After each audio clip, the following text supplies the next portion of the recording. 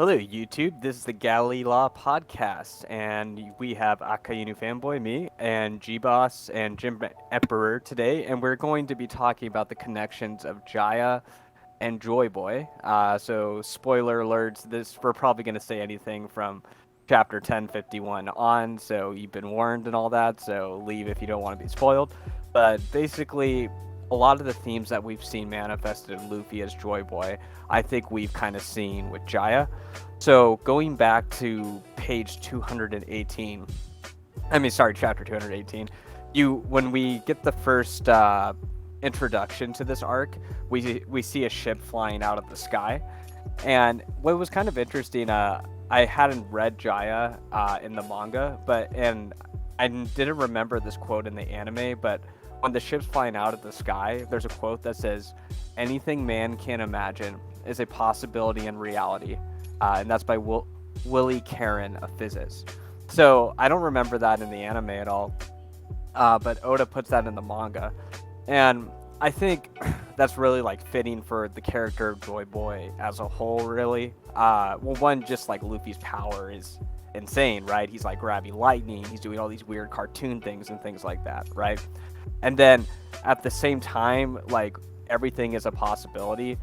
So just like a degree by which like all the insane challenges that Luffy's conquered during this whole time, and his dream kind of to find the One Piece and to have a feast for everybody to eat, in a way he's like defying reality itself too.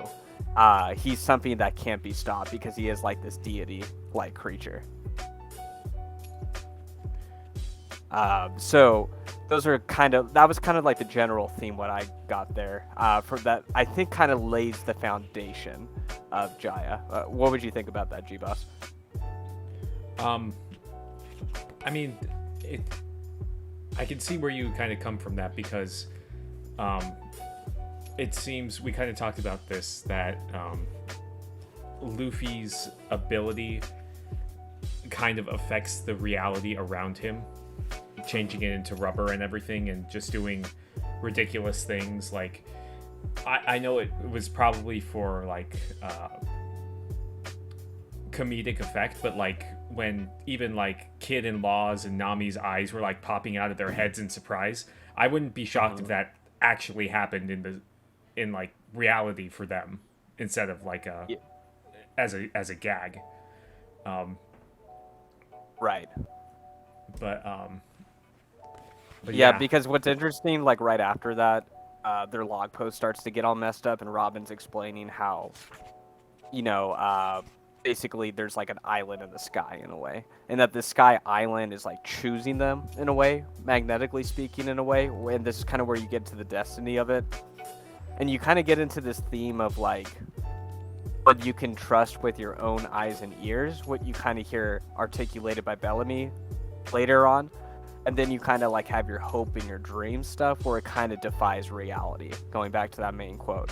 Because the whole premise of the arc is going beyond to something that they don't even know exists, essentially, And it's kind of funny because Luffy is like, like a lowercase g god in this, later on.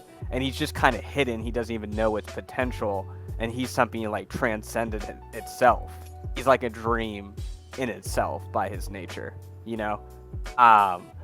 So it is interesting in a way to view destiny and dreams in connection to who Luffy is himself. Right. Yeah. And people were complaining when they saw Luffy's power when he first got gear fed, like, oh, it's too goofy. But honestly, like, as far as the quote from Jai and all that, I think it's perfect for his character and for Joyboy. Like, it's complete freedom to do what he wants, and like you said, make a reality whatever he wants. And yeah, I don't know if it was intentional foreshadowing. I'm sure Oda maybe already had it in mind. He probably did, but yeah, it's definitely perfect for his character, and people that don't understand that, I don't think they understand Luffy. Yeah, and it's cool because I remember started watching One Piece in this specific arc, because it was like on Toonami and everything. So Jaya actually like left a mark on me for sure. So it's kind of crazy. Well, one, just yeah, it was just I never remember this quote and everything, but I feel like it's so central to who he is. And it is kind of interesting. I don't know how big of a deal, maybe reading too much into it, but the ship that falls out of the sky, I think it's called the Saint Brice, I believe. It had been flying in the sky for like 200 years, and then it finally fell. And I can't think of the top of the head, like if there's anything noteworthy 200 years ago, basically, that happened in One Piece. But I did kind of think was interesting. But what's also interesting about this is they refer to Sky Island as a dream island, like right off the bat. Which is interesting, like to refer to it as a dream island because Sky P is kind of like the foundation for Luffy, Devil Fruit in a way, right? As like Sun God Nika and everything. So it is interesting how they refer to it as that. Yeah, well, it's the first inklings we ever get of the Sun God because they mention it during Nolan's flashback. So, but I do think that Oda had the idea in his mind of what he wanted to do with Luffy because he literally foreshadowed it with Luffy with the silhouette. So, yeah, that's true. Yeah, I think that, yeah, he's had this in his mind for a while because I think he said that was like his favorite panel that he drew. He did, yeah, I think. Yeah. Yeah, because I remember that scene just sticking with me as a kid where they are just in the ocean with those monkey scavengers, and then they see those 5 giants in the sky, and the sky giants and everything. And like Luffy's like terrified and everything, and then like towards the end of the arc, like he becomes that, you know, this huge giant, and then he literally becomes that later on in the story, you know. So he does become kind of this mystical being, you know, rather literally, and first figuratively, then literally. And so we kind of see like the themes of luck and dreams kind of come around here too.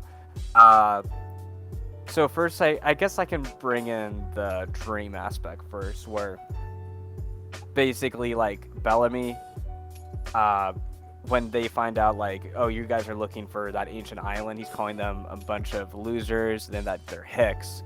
He says, you believe in that ancient island? And he said, long ago, ignorant seafarers saw them falling out of the sky and thought there must be an island up there. Surely there must be another world up there in the sky. Ha, there's always a scientific explanation for strange phenomena.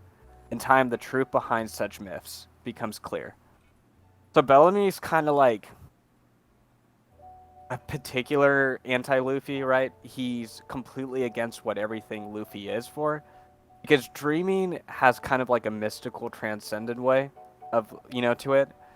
And Bellamy's like, no, like all we can see is like with our hands and everything like that. Just, you know, I guess it's like a parallel to our world today where there's people who are saying there's nothing magical, mystical, religious, spiritual. Everything can just be explained by science, kind of like what Bellamy's saying. But then Luffy's kind of like, well, there's like a twofold irony here. One, because Skypiea does exist, and two, Bellamy's talking to like a god at this point in time too, when you look back at it. So it's like really ironic, but and then obviously like Doflamingo is the one that taught him this stuff, the era of the new pirates, but it's more just like dominance and control. It's not really built off of dreaming, you know. And we didn't really, you know, get as much from Kaido as we wanted, but to some extent, you kind of see Kaido believe in that too. So you kind of see like Bellamy, Doflamingo, and Kaido kind of just like, we're bitter, we don't believe in dreams or mystical stuff or anything like that. We just kind of want power at the end of the day. And well, I was gonna say, I was gonna say specifically, that's why they're going after the One Piece. In their eyes, because they think it'll get them power, whereas Luffy's doing it for not for that. He has a more pure intention of doing that. Right.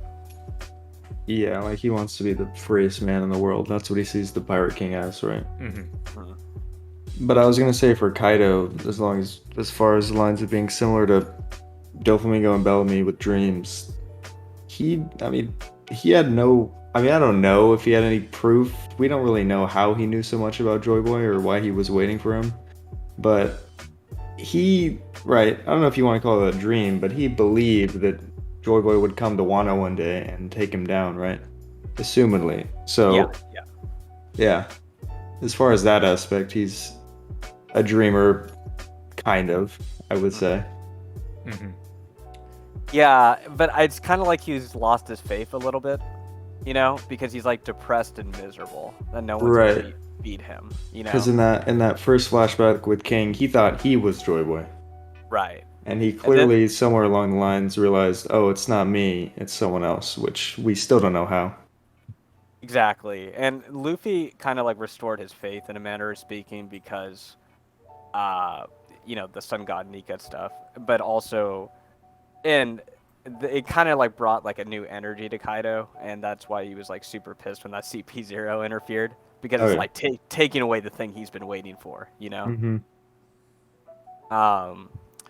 So that you kind of have like the bitter skeptic basically in Bellamy, and then you get kind of the third, and then you have Luffy the dreamer, and then you get the third part of the triangle, which is the Blackbeard pirates. And what I thought was interesting in chapter 223, you see Luffy come to meet Doc Q, and he eats the apple, and somebody else blows up, and he says, "You're a lucky boy," right? Because like he didn't die from eating the apple. Mm-hmm. And I think through the Blackbeard pirates is when you start to see the luck aspect come in, because obviously Blackbeard does believe in dreams too, and Blackbeard pirates kind of believe in luck, because the Blackbeard pirates are just as lucky as the Straw Hat pirates. Yeah, I might even say Blackbeard's like the luckiest character in the series sometimes. Yeah. Exactly. While the Doflamingo, Kaido, all them, right, they don't really believe in luck either, I'd say. They're more focused on just like raw power and control, merit, basically. You know, they were just kind of grinding through everything. And so we kind of get like introduced to the themes of Joyboy, and then we kind of, so as like Luffy, who he is. And what's interesting is when they introduce Blackbeard in the same exact arc. And we have that famous scene where they're in the bar where he says, "This cherry pie is so bad I could die," and then Blackbeard's like, "This cherry pie is so good I could die." Mm-hmm. Yeah. Well, he's clearly like a opposite to Luffy. Exactly. Yeah. And they're opposites, right? But they still believe deeply in dreams. It's like two sides of the same coin, right? Mm-hmm. Kind of like a yin-yang type of thing, you know? And I guess kind of what is interesting is, I don't know, I was thinking about this today. What does Blackbeard want with his dreams? I mean, like, what does he want as a character? Yeah, we're gonna need a flashback. I mean, it just seems that he wants to have the strongest abilities that there are. And right. It has, I think it has something to do with Zebek, because his whole ship was named after him. So there's some sort of connection there. Maybe kind of like how Luffy's carrying like the will of Joyboy, maybe Zebek's carrying, or Blackbeard's carrying the will of Zebek. Well, so I'd say they both want the One Piece, and obviously he wants power too, but I guess we don't know the reason why he wants that. Like, we all want power at the end of the day. We all kind of want it for different reasons, you know? And that's been mysterious, kind of on purpose, you know? But he still believes in kind of the mystical side of this. Well, it might be mystical. I mean, he knew Rocks and all those people. He's definitely been introduced to a lot of mystical stuff, and he was on Whitebeard's crew as well. Yeah. As far as I can tell, I think Luffy and Blackbeard are both want freedom, but for different reasons. Luffy wants it, just to have no restrictions and do whatever he wants. I think Blackbeard is like the bad side of freedom, which is like anarchy. If everybody can do what they want, you can pillage, you can do whatever you want, right? Nothing to stop you. I think that's kind of where he's going with his dream, but I still couldn't tell you why that's like his character motivation. Hopefully he'll have a more satisfying flashback than Kaido. I don't think it was that bad as you guys do, I think, but because I honestly think his flashback was nerfed because a lot of his motivations come from rocks, and Oda didn't want to reveal rocks yet. Yeah. But it is kind of interesting how they're introduced as eating food with one another. Right. And Luffy's dream is to make a feast where everybody can eat. Right? That's his most fundamental dream, even more than finding the One Piece and becoming the king of the pirates, right? So I'm wondering if Blackbeard is kind of the inverse, or he has like all the feasts for him, satisfy him, Right. Right. So, I think that's kind of an idea there. Yeah. I mean, I don't know. This probably isn't true, but getting into more speculation, I think it would be cool if Blackbeard's fruit is also a mythical zone, because I think it's the only Logia, quote unquote, that you can just damage them without Haki. Yeah. Which is really suspicious. I don't know. I don't think that ever got explained. So maybe if he awakens that fruit, it's like the moon god. It's the other side of the coin to the sun god Nika fruit, right? That's interesting. I think that would be really cool. Yeah. So, sorry, you go, G-Boss. No, I'd never heard that theory before. I think that would be good, because I always assumed that he was going to go after like the strongest Zoan fruit. Right. But maybe that the Logia's like insane amount of like power, because it's the only one that can negate other devil fruits too. And that kind of leads into like taking away power, taking away the freedom from people, whereas Luffy's ability or Luffy's whole thing is freedom. So yeah, and this kind of gets more manifested, elaborated more with Bellamy as a kind of a foil to that, because obviously the Doki Kote Doflamingo pirates and then the Kaido pirates, they're all slave drivers when you think about it. Like, Dofi literally had an auction house, and then Kaido had plenty of slaves too, So you see that freedom aspect there. Oh, and also Dofi was a celestial dragon, to further that point. What I did find interesting, when Bellamy keeps on talking shit to Luffy, he says, listen, the age of pirate pipe dreams is over. El Dorado, the Emerald City, the One Piece, fools who are blinded by fantasy treasures can't see the riches lying right at their feet. In this age, some of the most able seafarers get themselves killed chasing such foolishness, and then people say they were lucky to die chasing after their dream.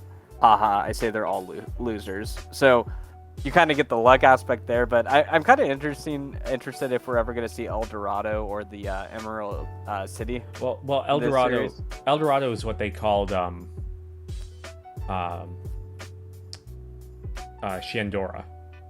So, yeah, right. So yeah, people have been speculating about about what the Emerald City is going to be about, but I don't know if that's just going to be like a throwaway thing or not.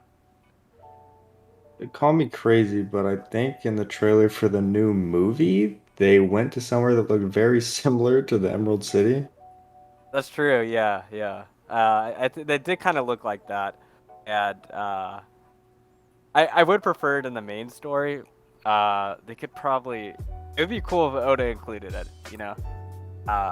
It's just a complete Actually, it would also be cool too if Bellamy came across it at some point as well. That would be fun. Yeah. Because he saw El Dorado with his crew when he went up there in Dressrosa, right? Mm-hmm. It could maybe be like a cover story because I can't see that being in the main story. I don't know if there's enough room for that. Yeah. What not being enough room for? Just like the Straw Hats going to the Emerald City or something like that. Yeah, unless they somehow make it a part of. Maybe it's on Elbath, for all we. Yeah. No. Yeah. That would kind of make sense. Yeah. But yeah. So, anyways, you kind of looking. You see that theme developed a lot more. And in chapter 225, when after they get beaten up and they're thrown out there. They see Blackbeard and he's like, the cherry pie really is the best. Why are you so upset, Missy? Your friends won this fight. What? And he says, you're going to be better. It's kind of interesting because it shows a panel of Shanks and Ace, right? And then Blackbeard starts to say, your comeback was impressive too. You've got guts. This new age they speak of, the age of pirate dreams, is over. And you start to see Blackbeard get into his speech, and he says people's dreams don't ever end. So I think that kind of goes back into that theme of willpower of Joyboy and Brox. Their dreams and their wills are still living on today through these two. Mm-hmm. They're not dead. Yeah, there's a lot of stuff like that in One Piece. I think there was a quote that was like, who said it? It was so you only die when you're forgotten. Is that a One Piece quote or am I wrong? Yeah, no, that is. I'm just blanking on. I think I'm blanking on who that is. I'd have to think about it. But yeah, so it's definitely that theme. But what's kind of creepy though in the next panel, but I didn't notice this, where Luffy, Nami, and Zoro walking away from Blackbeard, and Nami's like, maybe he knows how to get the Skypiea, and then Luffy says, it's not just one guy. And then she's like, not just one guy, and then he says, there's more than one. Zoro says, there's more than one, I think. Is that the right translation? Because the one I saw, it's like, it's not him, it's them, and that was all they said. This is what I have from Viz. It's the official translation. Okay, that one's probably more accurate then. Yeah. Well, people have speculated about whether or not that meant like there were multiple people inside Blackbeard, like multiple personality theory, or if they knew like he was with a crew or not. Also, by the way, it was Dr. Hiroluck that said that. Yeah, there we go. Right. About the forgetting man only dies when he's forgotten. Uh-huh. But yeah. Yeah, so maybe there is like, maybe Rox is actually a part of him. I've heard that theory before. I don't like that. Or just like he kind of has like a will in his fruit, just kind of like the sun god Nika fruit too, Yeah. Well, his fruit's able to store stuff inside of it, so so who knows? This is what's going on? Rox living inside of him. Yeah. I don't know. I've seen... Oda's done weird stuff. For sure. I've also seen one where like he has two other brothers or something. Well, that are like twin brothers. I don't really know. I thought Oda said that he had sisters or something. Or no, it was in the when he was, or maybe it was in the concept art that he released for Blackbeard. Blackbeard originally had like a pair of twin sisters or something. Oh, that's kind of telling. Yeah. Yeah. Maybe it's a whole, like I've seen things in anime where like the other two siblings die in the womb, but they still live on with the one who got birthed, made something like that, and they all live inside one body, three souls. Yeah. And that's why he never sleeps, maybe because they kind of switch. So I don't really know. Because one of them sleeps while the other one's awake. I've seen things like that. Yeah. Yeah. So it's definitely an ominous part. I hadn't really, like I said, it's just one of those things that stuck out to me as I read through it again. And I think Oda's obviously gonna develop that more as time goes on. But and this is also the same part too where we find about Sanji's origin too from the North Blue and reading Nolan the Liar and everything, which I think it is kind of interesting if you were to see if Sanji ends up being a Lunarian and everything, how he's linked to, like, in a way, this is how his identity is revealed. This is like where it's hinted right here. This is where we get his first idea of who he is. And this is in proximity with Luffy finding his identity as well, as Sun God Nika too. And since Sanji's like a wing and Lunarians are kind of like angels in a way too. And I don't know. I know there's some theories that like Joyboy himself is a Lunarian, which would be kind of interesting, or like they were like the guardians of Joyboy as well. Yeah, that would be interesting. I've seen a theory that Joyboy is a giant as well, just seen by the giant straw hat and Mary Jo, but yeah. Mm-hmm. I don't really wholeheartedly believe any of them at this point in time. Yeah, same. No, there's definitely still a lot to go with it, but but there's also this Nolan the Liar, obviously he died for his dreams too, in kind of a similar way, executed in a similar way that Roger was executed as well, and his dream is living on in his descendant too, so it's really interesting to just see how this theme keeps on getting developed as well too. Yeah, I think their executions were a bit different in the fact that Nolan was crying when he died. He wasn't smiling like Roger. Mm-hmm. That's true, yeah. And I think there was more. He failed in a way, where I think Roger succeeded. Right, because nobody believed him. Everybody believed Roger. Yeah, exactly. Yeah. And that's a really good, interesting contrast, and it is interesting to see his descendant at the end of the arc where he says, no one has ever proved that El Dorado or Skypiea doesn't exist. Right, people may laugh at these silly legends. Well, let them laugh. That's what makes it a great adventure. So I kind of like that theme too. Right, he's bringing the laughter to it now. Yeah. Just like Laugh Tale and things like that too. Kind of looking back on it. So, and then seeing obviously Luffy laughing as Joyboy too. So I don't know. Yeah, just some cool connections there as well. Yeah, I think that this is the point where, because I think there was rumors that Oda was gonna end the series around Alabasta. But I think this was the point where he really started to go with the themes that he wanted to put in from the beginning. So I think that gave him this arc. It's like, okay, I realize that this is popular enough for me to kind of go with what I want to do with this. Yeah, I mean, I've seen some people say you can cut Skypiea out of the story and it doesn't make a difference, like it's a filler arc, and I'm like, I really think it like just encapsulates what One Piece is. Like, sure, there's no big like story shifts or anything like that, like no new developments really, but it's just the whole aspect of like dreams and like fantastical places and going on adventures, all that stuff. It's Skypiea is all about that. Yeah. Well, I think, especially in hindsight now, I think it's one of the most important arcs. Yeah. But who knows? We might be saying the same thing about the Foxy arc. I knew you were gonna say later on. Yeah. Cut it out. Yeah. It's more Thriller Bark, bro. Thriller Bark.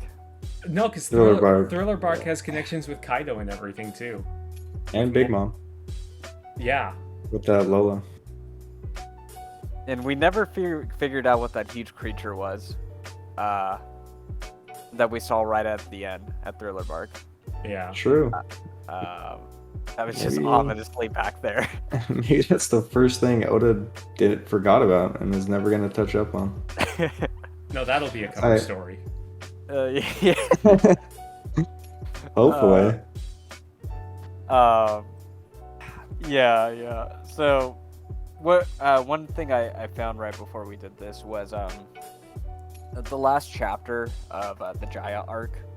The title page series is titled "I Wouldn't Die Even If You Killed Me," which I think is really interesting. Obviously, because Luffy died by Kaido, and he didn't die.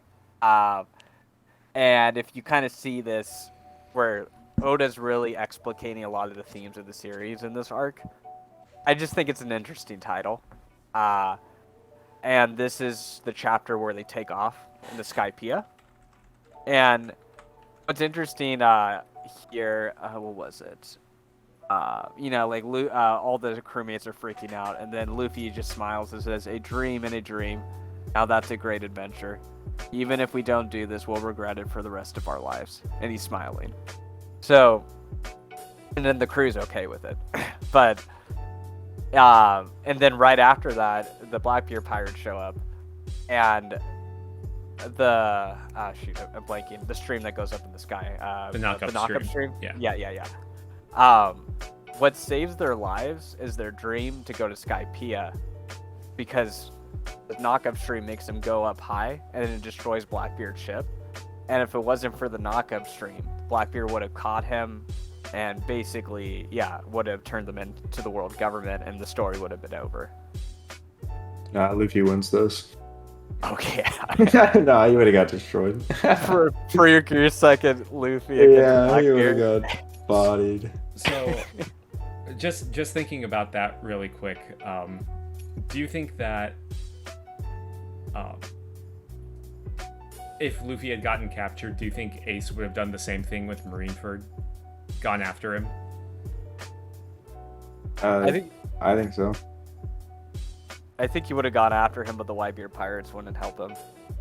Yeah, I mean, he went after Peach for killing a crewmate by himself. He'd definitely go to save his brother. Yeah. But, I mean, I don't know how by himself. Yeah, that would be an interesting what-if story. Maybe Oris Jr. would go with him. Yeah. Yeah, as we saw with Wano, Whitebeard has his limits on how much he'll get revenge with stuff. Yeah. Mm-hmm. Maybe in that timeline, he took Yamato with him too. Yeah, but anyway, it is kind of interesting to see that, though, like how close the story could have been from being over right there. Mm-hmm. Blackbeard right on his tail. Yeah. So I don't know. It's cool, and I don't know, that title was kind of ominous, and it does kind of remind me of what Luffy said to Jinbei at the end of Whole Cake. Yeah. Don't, what was it? Don't die. I think it's almost exactly the same. Don't die even if it kills you or something. Yeah. Mm-hmm. So, which is kind of an interesting phrase right there, for sure. I'm not sure. I know kind of the idea was like Jinbei was going to come back as a homie or whatever, where he dies, his soul gets taken out, but obviously that didn't happen. But he still officially isn't a part of the crew. He hasn't done the Sake Cup yet, so we'll see how Oda ends up working that out and everything to see.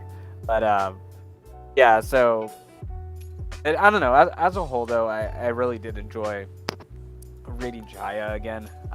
It was cool. It just a lot of nostalgia and things like that too, and I do miss like a lot of the crew interactions and just kind of the cool, simple adventure feelings. That I kind of feel like has been lost a little bit.